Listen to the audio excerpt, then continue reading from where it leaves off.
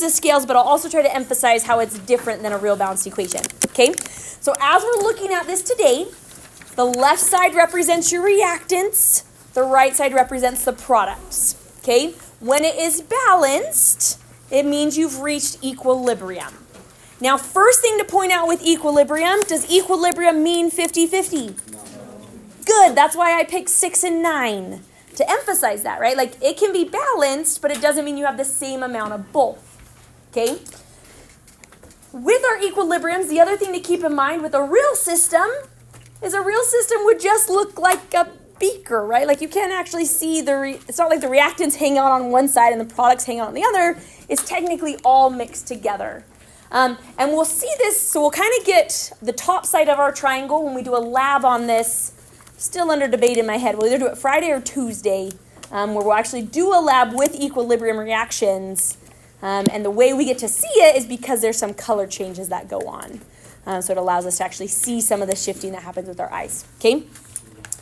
Our objective for today covers 3 topics, but it really all fits into just this one thing. I can predict how a system at equilibrium will respond to changes in concentration, pressure, volume, or temperature. You could think of today's lesson as a lesson in stress management. Okay? The system is going to get stressed, and it actually is going to fix itself. So we need to differentiate here between the system and the surroundings. Okay? The system is just what is on the yellow bar. That is the system. The surroundings are the tags that you haven't used yet. Okay? Make sure you differentiate here because the system can't just take things from the surroundings. The system can only work with what it has. So when I say the system needs to get back to balance, you can only use what is on the scale already. You can't take off and you can't add on from the surroundings. Does that make sense, the difference between a surrounding versus system for our equilibrium? The idea of all 3 that we're talking about today stems from this principle known as Le Chatelier's principle. A French scientist is the one who discovered this idea. And the idea that a system at equilibrium will respond to offset the effect of the stress. It's going to get stressed, but then it gets back to balance. Okay? All right, first one here, okay? So our first one we're going to focus on is a change in concentration. This is a stress that can happen to a system at equilibrium. Now, keep in mind that concentration refers to actual moles changing. Okay, if you just add more of a 1 molar solution, you haven't actually increased its concentration. Right, so you got to keep that in mind. If the concentration is changing, it's the individual moles have to be added or removed. Okay? And then the reason why this shift happens is because, as we mentioned last time, Q needs to become K. The stress comes, and now it falls out of equilibrium. So now it needs to get back into equilibrium. So what I'd like you to do is go ahead and grab 2 tags for me from your surroundings. Grab 2 tags from your surroundings. So now we are acting as the surroundings. We're a scientist in the lab, and we're going to stress this system. I would like you to stress it by adding to the reactant side. Anywhere is fine. But don't make it balanced, I guess. Add 2 reactants add 2 tags to the reactant side, and I should see everybody get stressed. Stress occurred. Okay, now without saying anything, just by doing something, how can the system get back to balance without, once again, you can't take away from the system, you can't add things to the system, you can just move things around within the system. Ready, go, get back to balance.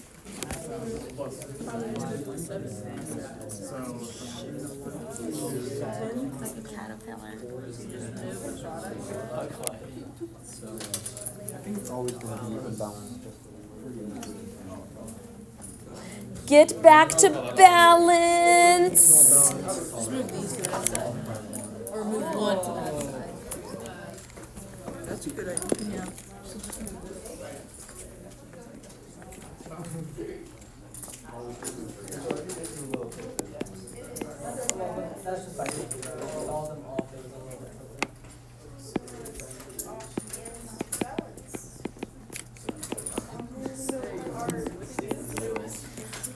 Okay, so we were at balance, everybody. I'm trying to draw a picture for our absent friends because they can't see the scales on your desk, and I think that's quite helpful, in my opinion. So we added to the reactant side, and so this side got heavier than that side. Okay, so to get back to balance, if I raise a hand, someone tell me, what did you do? What did you do, Mason? We moved the ones a bit closer to the middle, farther out, so that it would like counteract the waves. So what side did you move from? Oh, the products. For the products. And we just made them heavier. We moved them from like the one spot. I should have told you where to put your tags. I saw someone else fix it the way it should have been fixed. Because reactants can't really like just make reactants heavier, right? So how would be another way you could fix it, Mason? Add some reactants. There we go. This is what we would call a shift to the products. We just moved them around. You're keeping everything on the outside. I should have told you that you can't move any tags but the ones you added. That's what I should have clarified. I'll rephrase that for next time. Looking at this, let's put it in a model here.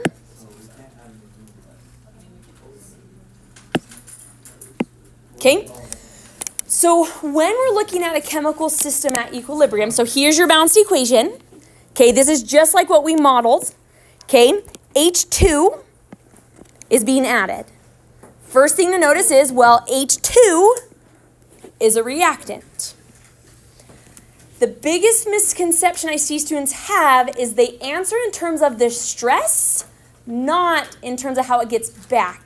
We always are answering how is it getting back to equilibrium. Don't tell me what the stress did. Tell me how it overcame the stress. So if I add things to the reactant side, so if I'm your scale, these are my reactants, these are my products. If I add to this side, this is what the stress does.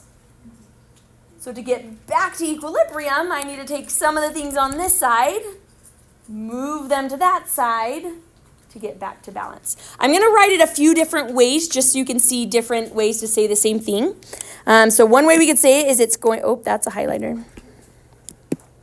Okay, is it's going to proceed to create products.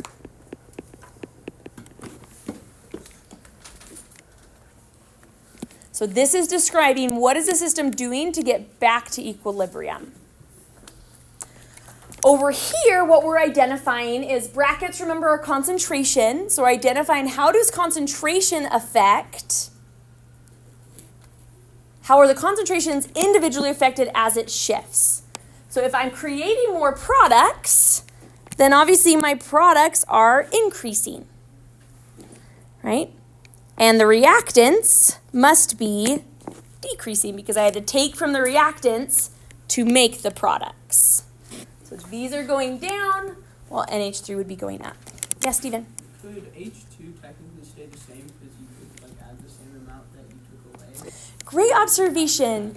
So it's always kind of tricky when looking at the thing that was also involved in the stress, right? And that's why the way this is phrased is the significant part of we're just answering how does it change as it's reestablishing equilibrium. If we were looking at the net change, it could break even possibly. But in terms of like what is it doing to get back? Does that make sense? Great question. I'll have a smiley face for that. Okay, let's do another one here. Okay, so take your scale. Is it everyone's balanced? Okay. The stress that's going to happen now is removing product. So as the surroundings, go ahead and take 2 tabs off the product side right now.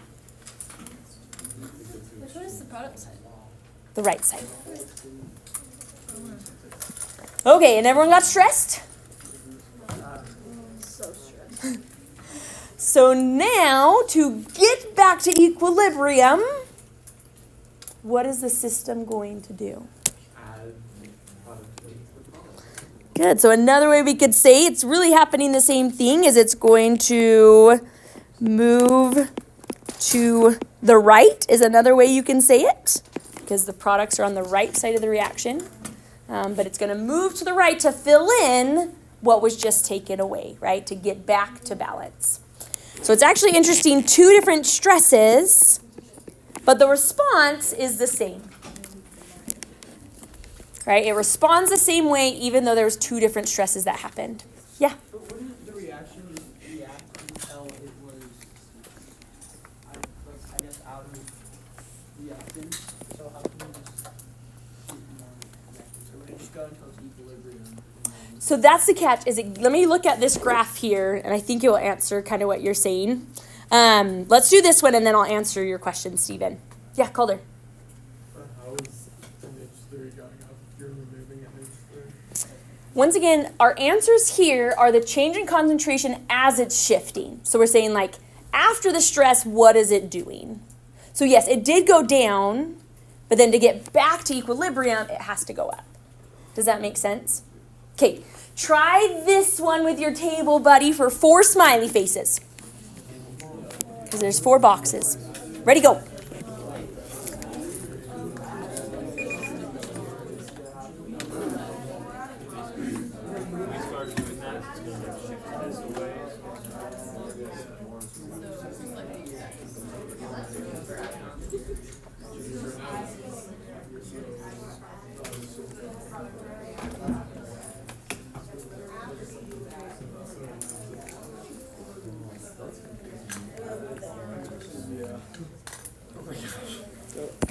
yeah, add an H3.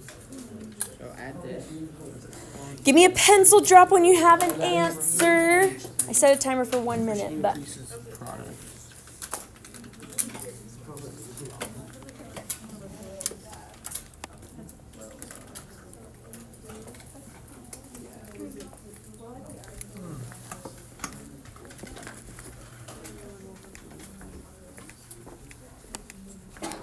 what time are we done? Think about this, like, imagine the slides. Okay, if you said that the reaction is going to create reactants, move to the left, proceed to the reactants. Another way, once again, just to show you different ways of saying the same thing, you could say it's going to go in reverse, because going to the left is the reverse reaction, is another way you could talk about it. You can have a smiley face for that. Any questions on how I identified that arrow? Because in a sense, that arrow determines all the other arrows that follow. Because if I'm moving to the reactant should be going up, and the product should be going down.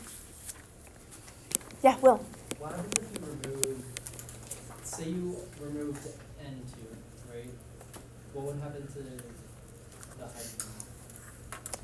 As it's getting back to equilibrium, it would go up. Because you're going to shift to the reactant side if you remove a reactant. Right, if I remove from the left, then I have to refill the left. So everything on the left gets created. Wouldn't that be according to the balance equation after that then?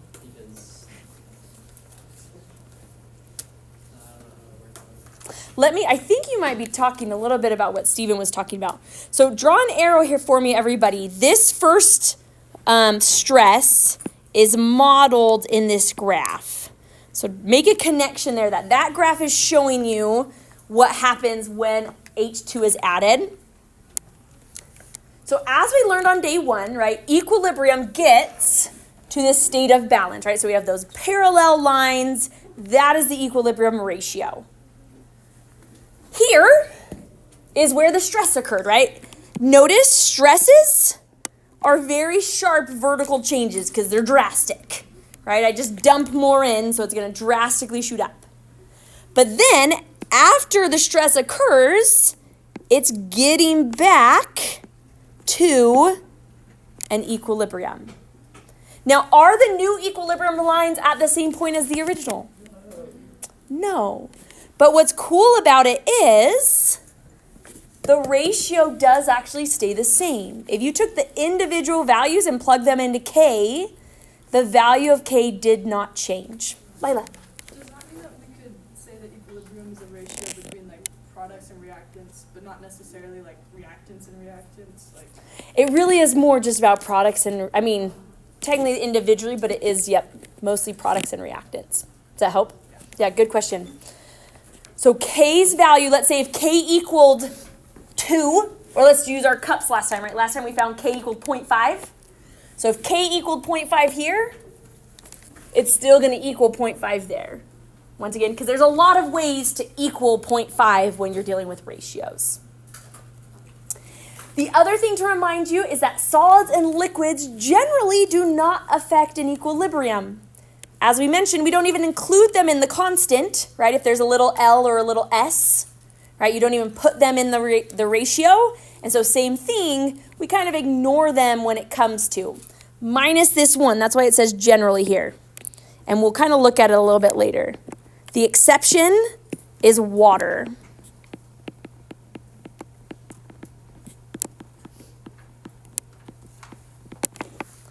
Any idea why water would still impact an equilibrium even though its individual concentration doesn't change? Mason? Because their concentrations are inside of water. Yep. And if I add more water, then I'm lowering all the concentrations. If I evaporate water, then I'm raising all the concentrations. So it's like a tricky way of changing the concentrations of the other things with water. So water is kind of a tricky one we'll have to pay attention to.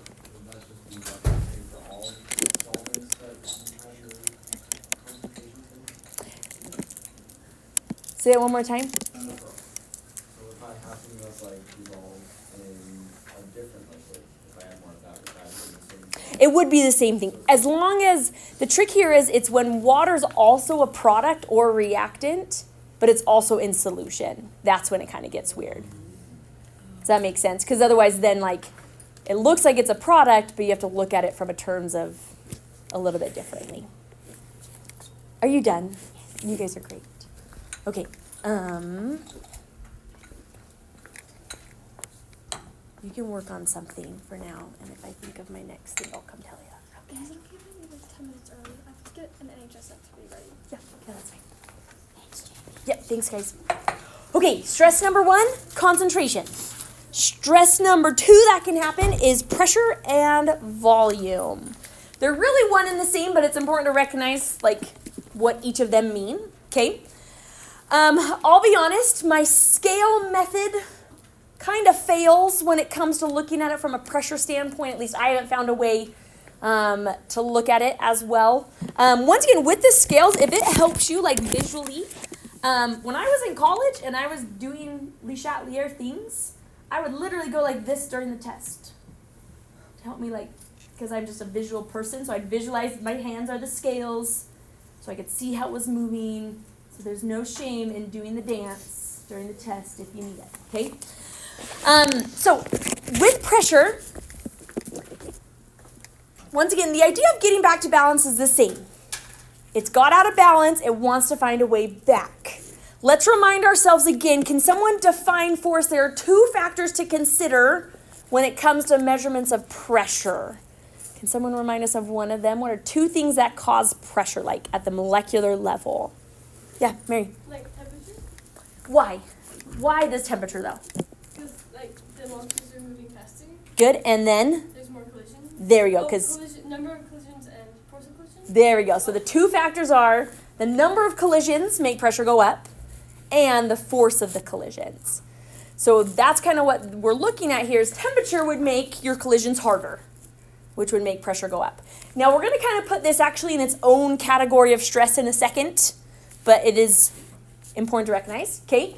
Volume has a direct impact on pressure, right? If I decrease the volume, it's going to result in an increase of pressure, okay? And then vice versa. And then another thing is adding more moles of gas is another way in which pressure can be influenced, okay? The one caveat to this is in order for it to stress the equilibrium though, it has to be a gas that's actually part of the reaction. If it's called what's called an inert gas, okay?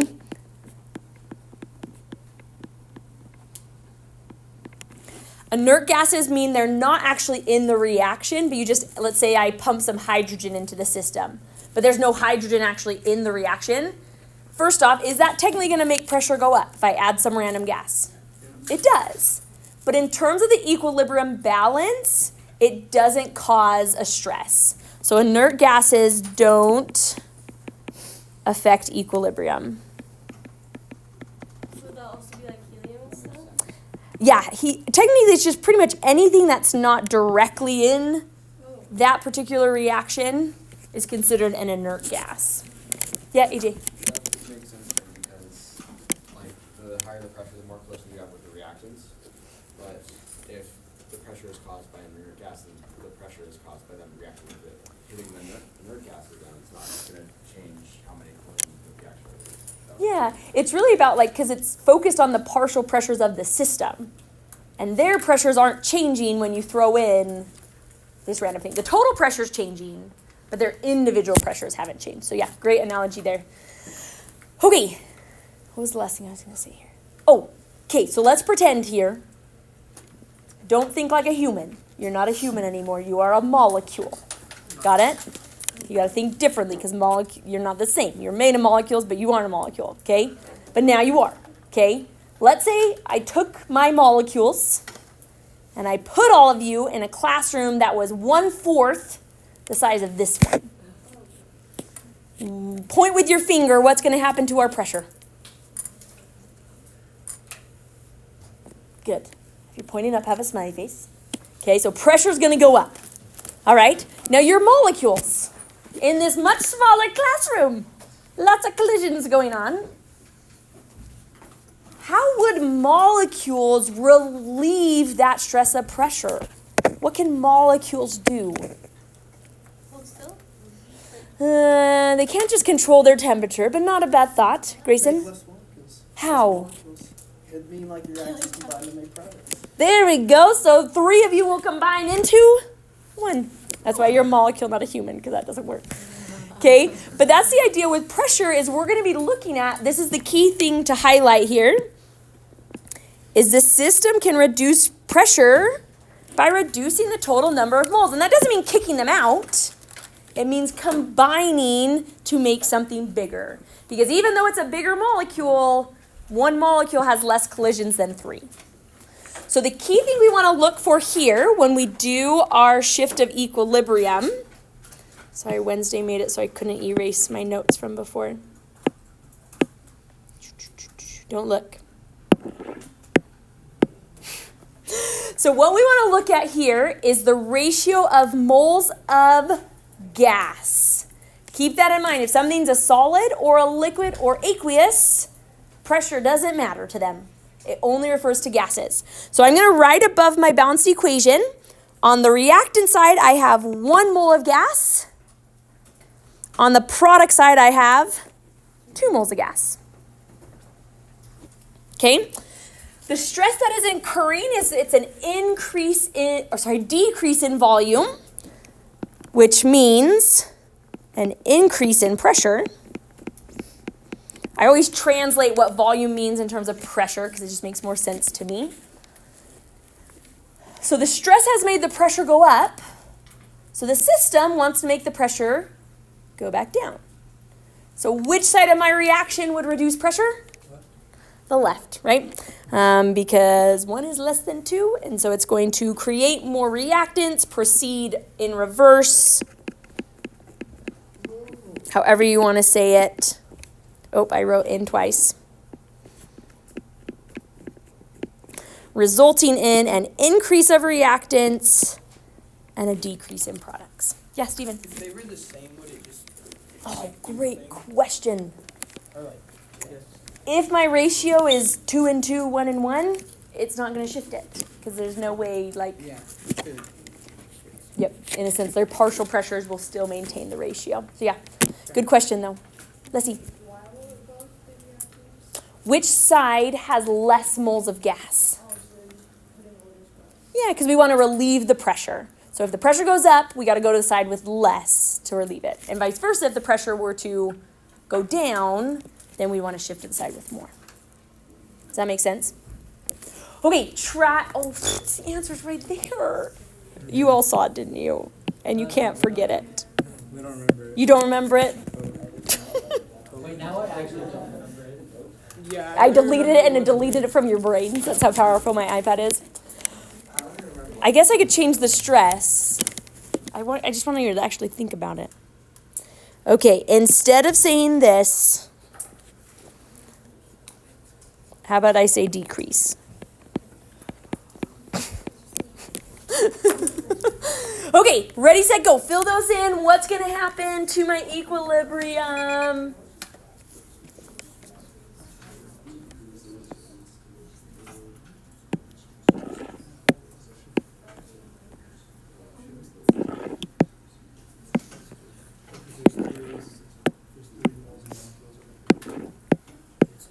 Okay, got rid of all the answers for it. Yes, Will, question? So, if you increase pressure by,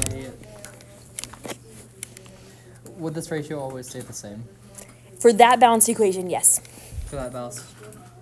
But for like in the actual system, would it be 2 to 1 still if more products were turning into Yep. reactants? It's still. Well, so keep in mind, the 1 to 2 isn't telling you the equilibrium ratio.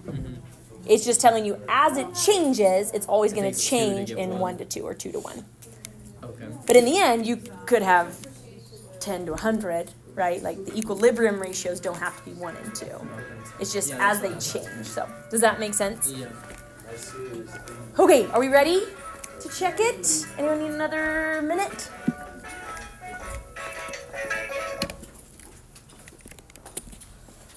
All right, you should have identified that there are 3 moles of reactants to 2 moles of product. So whenever it's dealing with pressure, I always look at that first.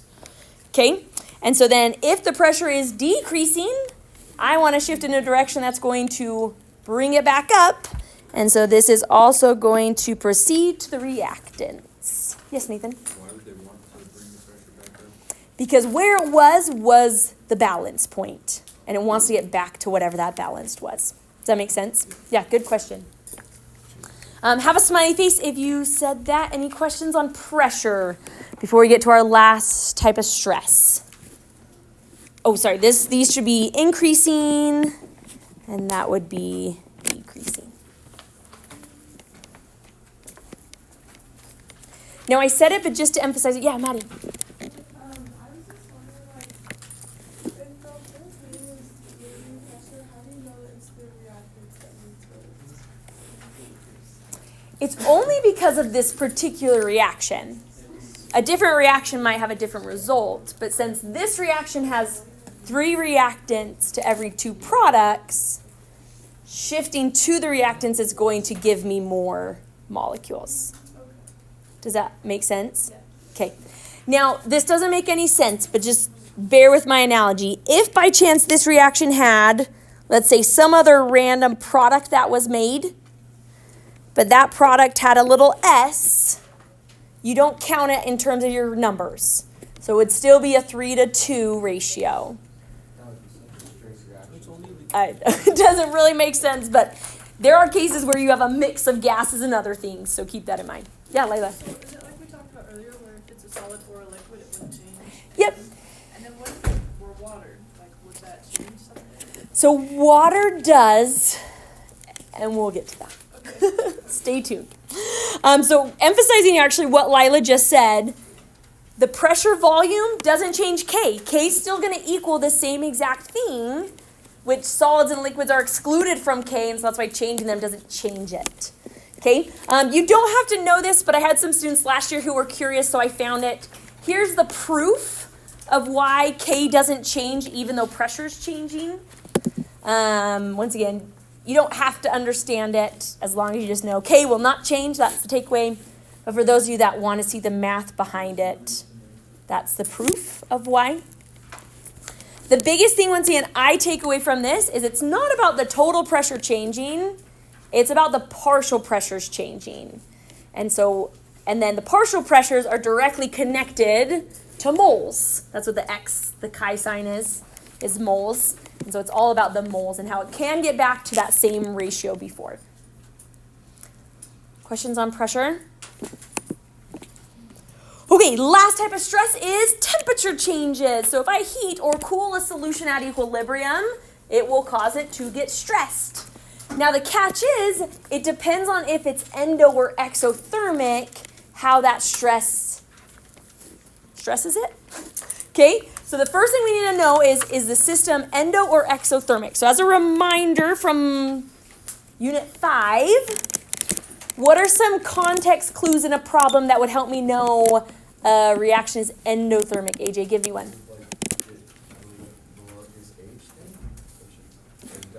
And what's the value for delta H if it's good? So is it positive or negative for endo? For endothermic, it would be positive. Good job. So delta H would be positive if it's endothermic. It would be negative if it's exothermic. Have a smiley face, AJ. Someone else have another way in which, from a context clues, I could know if something's endo or exo? Yeah. If you could do like if the temperature is sort of thermometer picked up, you like invert the signs for delta H, so if it absorbed heat, it would be a negative temperature. Good. Yep. So if they talk about temperature changes, right? Endothermic reactions, temperature goes down. Exothermic reactions, temperature is going up because the heat's being released versus heat's being absorbed. Have a smiley face, Gavin. Is it endothermic if heat is a reactant? Good. So another way is it can sometimes be written in the equation itself. And if it's endothermic, we're going to see it written on the reactant side. And sometimes they write it as a word. Sometimes they might actually put a number there, like 9 kilojoules or something. But if it was exothermic, then we put it on the product side. Have a smiley face, Layla. Okay? So you have to do that first because depending on if it's endo or exo changes its response to temperature changes. Okay, so let's take a look at an example together. So here's our balanced equation we've seen. This is, by the way, a very famous equation. It's known as the reaction that fed the world because it's what developed fertilizer, which was life-changing in food production. But it was actually interesting because it was a big struggle in the beginning because it's an equilibrium system. And equilibrium systems are tricky because they go both ways, but if you're trying to just make the product, right, how do you maximize something that wants to keep going backwards, right? So looking at this one in context clues, I see it tells me that delta H is less than 0. So my brain says that this reaction is exothermic. I then, just to give me my visual, as soon as I know if it's endo or exo, I put heat in the balanced equation. So in our case, I'm going to put it with the products. Because it helps me keep track of, okay, what side is it influencing more than the other? So now I go to my stress, and the stress says I'm going to increase my temperature. Well, in our case, the heat is on the product side. And so if I add more products, it gets stressed. And so to get back to equilibrium, it needs to go to the reactants. So once you know what side of it's on, you can think of it really just like concentration shifts of, well, if I add more products, it's going to go to make more reactants. Okay, so we're going to say it's going to proceed in reverse or proceed to make reactants.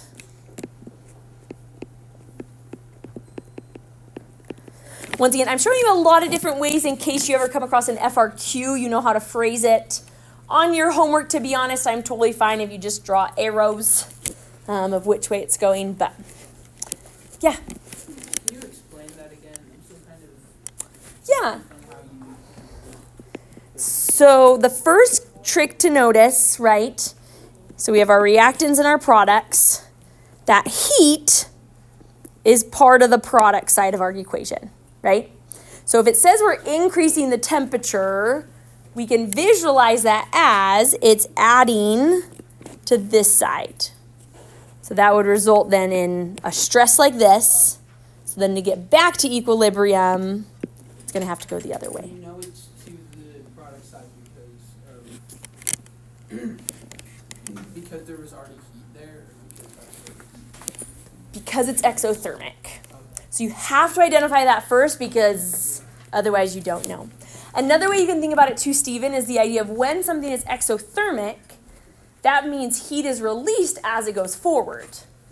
So if you do an exothermic reaction at high temperatures, the heat's like forcing it to go the other direction actually versus the forward direction. So I don't know if that helped. That seemed like that made that worse. But also, if there's 3 moles on this side and it's increasing temperature, which would also increase pressure, wouldn't it want to go towards the products so that it could decrease pressure? Let me maybe say this, and this might, I think, answer what you're saying. Put a big star. I kind of forgot to mention this up top. This is the one stress where our value of K actually changes. So we will not have the same ratio after it gets back to equilibrium. It still gets to balance, but in the sense of its value, it's not going to be the same thing. Okay. And so that's why, in a sense, it's pushing it just in the direction that the heat makes the reaction go. Does that help a little bit? Because I could see if you're trying to think of it getting back to the same ratio, it seems like how's that ever going to be possible, which it's not. So, yeah, Will. So increasing temperature in exothermic, that's the equivalent of increasing Products. the number of products? Mm-hmm. Yep. Yeah, you could, those would be analogous to each other. That if it's exothermic, increasing temperature, say that again. Where does it get the products from? I guess I'm not saying it's not actually increasing the products, What's the weight? but in terms of which way it's driving the reaction, it's going to drive the reaction in the same way as if you were increasing the products. Because it's different products. Mm-hmm. So treat it as if it's its own product. Yeah, as its own thing. Yeah, so it's not like those other values are going up for the products. It'd just be the heat is influencing that way. Yeah. We said that this is the only one that changes K, which I don't really understand because the other ones also changed like the concentration of them. So I'm just trying to figure out.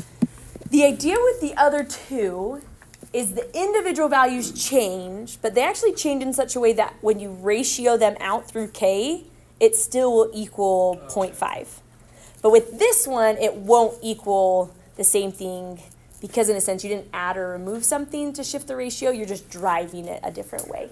Does that make sense, Matthew? Yeah, good question though. Mary? So,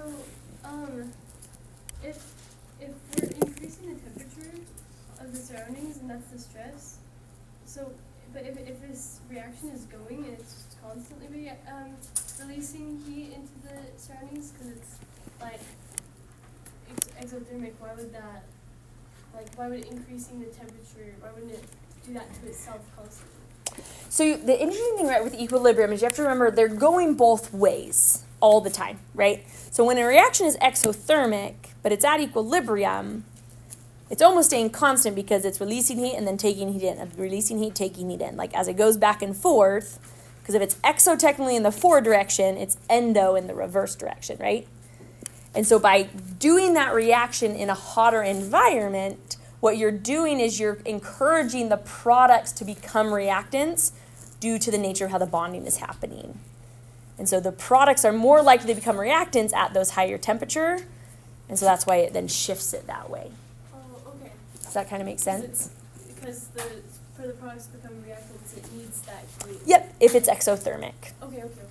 And once again, it's where, like, technically you could shift it where at one temperature it's reactant favored, but at another temperature it might now be product favored because you've forced it one way so much.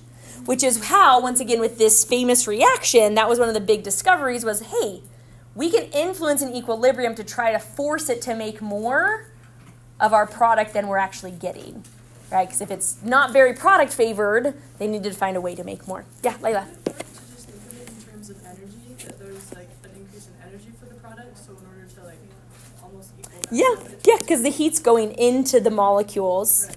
Yeah, you could think of it that way. That should work. Okay, really quick for me. Some of you are already there, but everyone, close your eyes really quick. I want to take a quick vote, and it'll just help me see where we're at. Close your eyes, just so you're not influenced by others. Okay, on a scale of 1 to 5, we've learned everything we need to. We just have some practice problems to do. A 5 is I'm ready to try the practice problems. A 1 would be like I'd like you to do more as a class. Show me where you're at, 1 to 5. Once again, 5 is ready to try some problems. 1 is do more on the board. Some of you and your flickering numbers.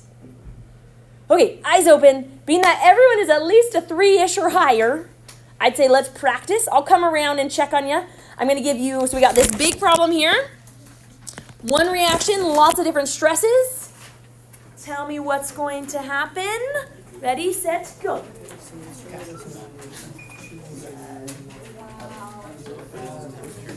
Five minutes. Should be okay.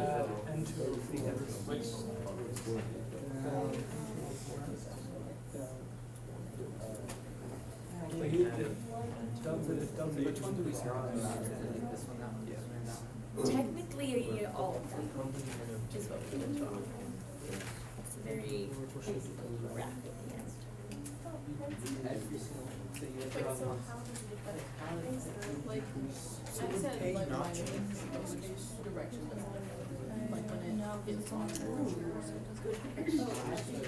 It doesn't. Oh, wait, no.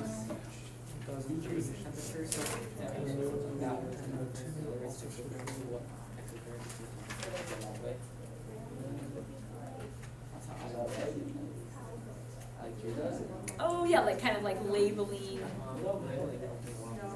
You're saying, so let me think. So you're saying if it's exothermic, Does this reaction leaky,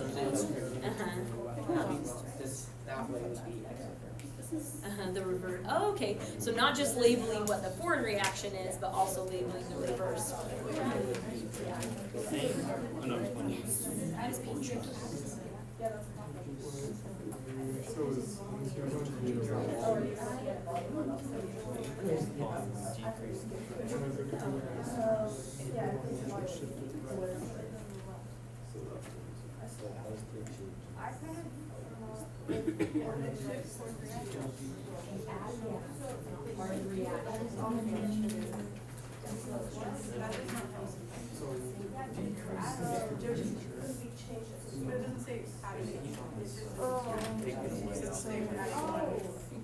Yeah, so if you have,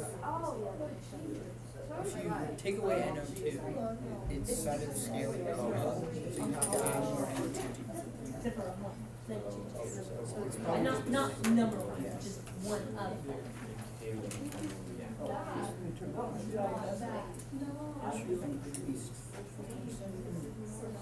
Oh, I just feel like it's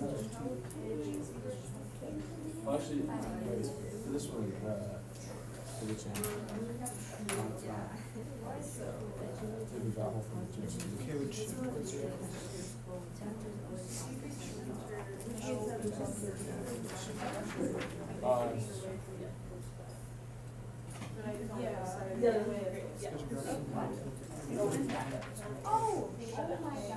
So it's not whether it's not there. no, because Do you feel a paragraph that says right out of the then it goes towards the smaller amount of ions. Yeah.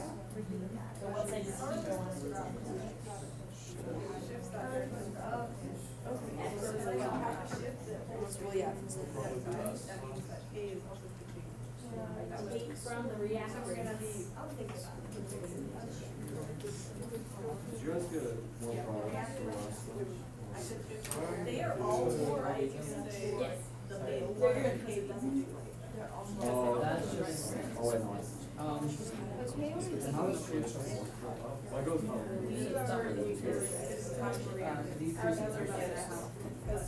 Just pointing out that sometimes they can tell you things that in the end are So that it adds another reaction. So it would need to make a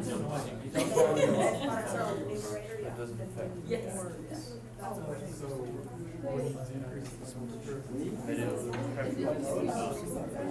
What side do you look at?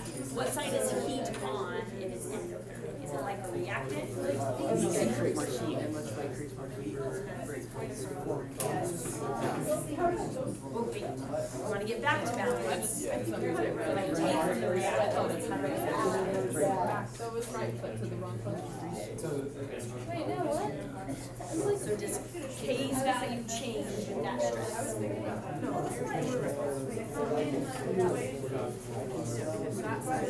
Except concentrations. What's the only thing that changes the value? Yeah, so they balance it. So the reaction takes Well, not entirely. It would be like the amounts that one goes up more than the other goes down. Does that make sense? One, it does. There's one type of stress. I'll let you think for a second. There's one type of stress that does change the value.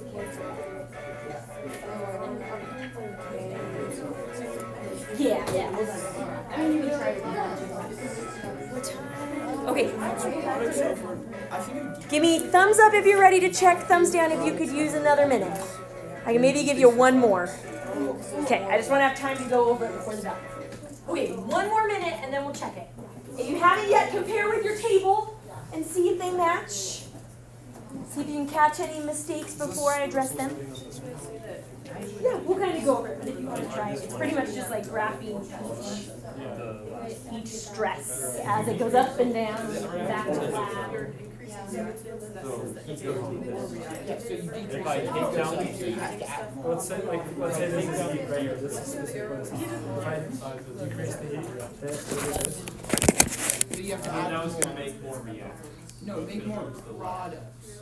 This side is the reactant. No, but No, it's not being, heat is not being, heat is being.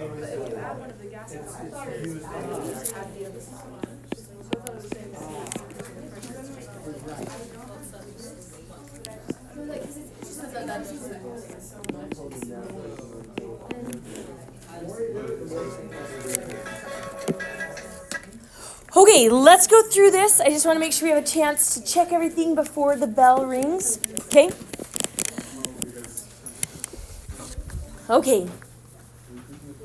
Are you guys orange? So to increase Oh, they're like stuck together now. What increase? K increase or decrease? K would become more reactant favored, so it would decrease. Oh, it would decrease. Sorry, they're all stuck. Okay, Ray, could you help us out with number 1? What did you say? If I add N2O4, what is it going to do to shift? Perfect. So if you also said makes more products, moves to the right, you can have a smiley face. Ray, you can have 2 for teaching us. As a result, you should have that this goes down and that goes up. And then K, no change. Questions on this first one? Now, the graph below is really just a visual way of what this table is showing. So if you can do this, you pretty much just copy and paste it onto the graph format. Making the graph, to be honest, like I've never seen on the AP test that make you draw an equilibrium graphs, but I have seen questions with graphs that you have to answer. So I think knowing how they're created has value in helping you interpret them. So I'll show you this first one here. So you're going to have a line for each substance. Now, which one is which? We don't actually know without knowing the value of K. So right now, I'm just more focused on the directions the lines go versus where they actually are located. Does that make sense? So if you happen to draw this with red on top and blue on the bottom, that's fine, as long as I can see if they're going up or down when they should. So our first stress, I'm just calling this is stress number 1, was we added N2O4. So on my graph, I should show a spike at that stress going straight up. Because I added it to the system, spikes up. To get back to equilibrium, we identified up here, right, that it needs to create more products. And so the N2O4 will go down and the NO2 will go up. So I see that this one, after spiking up, will gradually go down to a new plateau. And this one should gradually, gradually go up. And that's what we would call our new established equilibrium. Does that make sense how to kind of draw the graphs? Once again, the direction is what I'm focused on, not the actual, like, well, how high do I go? How low do I go? It doesn't really matter. Just the direction is what we're focused on. Okay, our next stress was removing N2. Will, tell us what you decided on that one. shifts the products. Good. So he said, well, we remove products, so we need to make more products. So it's actually, once again, similar end result from the stress. So on our graph here, right, so on my x-axis, I'd put, okay, I'm going to make stress 2 happen right here. Stress 2 was removing, so it's going to drop down. And then it gradually increased to get back to equilibrium. These are going to be the weirdest graphs you've ever drawn. And if you show them to anybody else, they'll be like, that's not real. Okay, questions on the connection with the graphs? Once again, it's just same thing, just visually represented. Okay, 3 minutes. We gotta go quick. Okay, third stress. Here's a trick question. No change. Why does it have no change? Because it's a gas that's not part of the reaction, and it's just influencing the total, so it doesn't actually change it, right? So once again, N2 is not in the balanced equation, right? N2O4 is, but N2 is not N2O4. They're different things, right? So no change if it's an inert gas, okay? Another thing I didn't put on here, but you might see pop up on your homework that has no change is catalyst. Catalysts don't cause a stress, they just make it all go faster. So if a catalyst is added, it has no change. All right, an increase in volume is a decrease in pressure, so we're going to need to shift to make more.